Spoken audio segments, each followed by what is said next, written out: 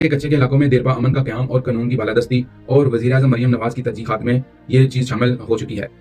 साबका डाकुओं का इतराफ़ के माजी में पुलिस के नाबा सलूक और नाइंसाफियों ने इन्हें जुर्म की राह दिखाई, मगर आज वज़ीर-ए-आला मरियम नवाज की बेहतर पॉलिसियों और पुलिस अफसरान की मुस्बत रवैये की बदौलत वो हथियार डालकर कौमी दायरे में शामिल हो रहे हैं।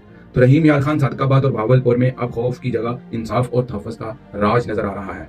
तो नाज़रीन, मैडम मरियम नवाज ने वहाँ पे 31 अरब रुपए की ग्रांट देकर उनके दिल जो है वो जीत लिए हैं। तो वहाँ के वो कल तक जो कच्चे के डाकू लोगों को अगवा करके उनसे तवान मांगा करते थे और बहुत ज्यादा इलाके के अंदर खौफ और हरास पाया जाता था, तो आज इलाके के अंदर जो है वो एक सुकून सा महसूस होता है लोगों को। और वहाँ के रहने वाले लोग जो है वो बताते हैं कि हमारी जिंदगी जो थी वो अजीरन हो चुकी थी। तो वज़ीर अल्लाह के इस जो कदम के ऊपर उन्होंने जनाब वज़ीर अल्लाह का शुक्रिया अदा किया है। मरियम नवाज ने जो किया ना, इसे भुट्टो साहब ने भी किया था, इसे किसी अफसर भी ने जिंदगी में मैं नहीं सुना। अच्छा, रिक्वेस्ट क्या कह रहे थे अभी आप मुझसे, किससे मिलना?